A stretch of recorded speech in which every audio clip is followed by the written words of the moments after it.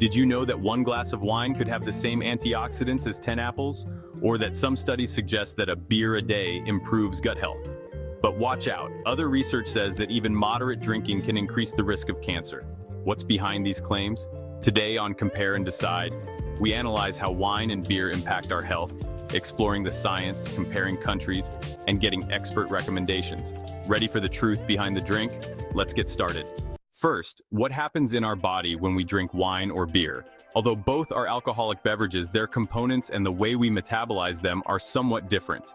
Wine, especially red wine, is packed with polyphenols like resveratrol and flavonoids, antioxidants that have been linked to cardiovascular benefits and anti-inflammatory properties, according to the Harvard T.H. Chan School of Public Health. On the other hand, beer, especially dark beer, contains antioxidants from hops like xanthomumol, as well as B vitamins and minerals. The renowned Mayo Clinic explains that these compounds may help reduce inflammation and improve metabolic health, always in limited doses. So how do we process them? Both wine and beer contain ethanol, which is absorbed in the liver and converted into acetaldehyde, a toxic substance that can damage cells and tissues if it builds up. That's why our liver makes an effort to eliminate it by transforming it into acetate, a safer compound. But be careful, acetaldehyde, even in small amounts, is linked to negative effects in the body. Here comes the interesting part, the studies. Let's start with the studies in favor. Research at the University of Bordeaux has found that moderate red wine consumption may improve cardiovascular health and reduce the risk of dementia. Apparently, resveratrol and other antioxidants protect cells from oxidative damage, which could help preserve cognitive health. In addition, a study in Portugal in 2022 found that one beer a day could improve the diversity of bacteria in the gut, which is essential for good digestion and prevention of metabolic diseases. Cheers to that. But it's not all rosy. Other studies, such as one published by the American Heart Association, warn that even moderate alcohol consumption can increase the risk of certain types of cancer, especially breast cancer. So yes, wine and beer can have potential benefits, but they come with warnings. Now, what happens when consumption is no longer moderate and becomes excessive? This is where the potential benefits disappear and the risks skyrocket. According to the National Cancer Institute in the United States, heavy drinking significantly increases the risk of developing liver, stomach, esophageal, and breast cancer. Why? Because ethanol and acetaldehyde damage the DNA of cells, increasing the likelihood of mutations. For the liver, both wine and beer in excess can lead to serious conditions, such as cirrhosis and liver cancer. Beer also has an additional negative effect. Its high caloric content contributes to weight gain, which is linked to metabolic syndrome, type 2 diabetes, and heart disease. Let's look at it from another angle.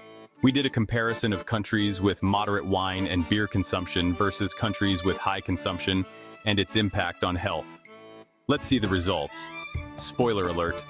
Culture and lifestyle seem to be as important as the drink itself. In Italy, France, and Greece, wine is part of social life and is consumed in small quantities, usually with food. These countries have lower rates of cardiovascular disease compared to places like Lithuania and Moldova, where alcohol consumption is high and less culturally regulated. However, recent studies, such as those from the Harvard T.H. Chan School and the American Heart Association, clarify that the benefits in Mediterranean countries may be related not only to wine, but also to the context in which it is consumed, the Mediterranean diet and healthy lifestyle. In contrast, countries with higher consumption patterns, such as Poland and Moldova, face much higher rates of cardiovascular and liver disease. In Moldova, for example, almost 60% of deaths are from cardiovascular problems, a reflection of the impact of drinking without moderation. The key message? Moderation and good habits. Although certain compounds in red wine or beer may provide some benefits, these are diluted when there is no balance. Let's take a look at the positions of different health systems on moderate wine and beer consumption. What do different medical disciplines say about moderate wine and beer consumption? Western medicine. The stance is mixed. Recent studies in Western medicine question whether moderate wine or beer consumption has direct effects on improving health. Although previously thought to be beneficial, it is suggested that lifestyle factors, rather than alcohol itself, explain these positive effects. This has divided opinions among experts, with some recommending caution or abstinence. The official recommendation is that no one should start drinking for health. Ayurveda. This traditional system suggests that wine can improve digestion and warm the body in cold climates, but advises against beer for being heavy and generating toxins. Here, consumption is more selective and depends on the type of physical constitution or dosha of each person.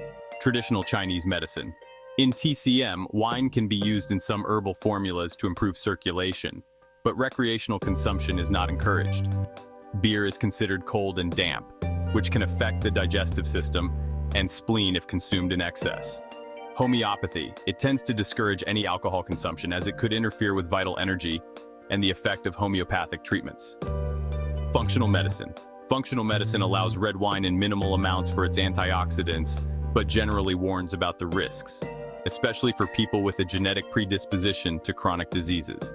Interesting to see how different cultures and medical disciplines approach wine and beer consumption, right? Who would have imagined that Ayurveda would allow some wine, but that homeopathy, on the other hand, would totally advise against it? What do you think so far? Still going to drink? I am, so what's coming up is very useful. For those who enjoy their occasional glass of wine or beer, here are some research-based tips to minimize risks. 1. Consume them with meals. Studies on the Mediterranean diet, such as those from the University of Barcelona, indicate that drinking alcohol with food slows its absorption and reduces its impact on the liver. 2. Prefer red wine and dark beers. These contain more antioxidants. Red wine has resveratrol, while dark beers, such as stouts, include beneficial polyphenols, according to research from the Mayo Clinic. 3. Stay hydrated and alternate with water.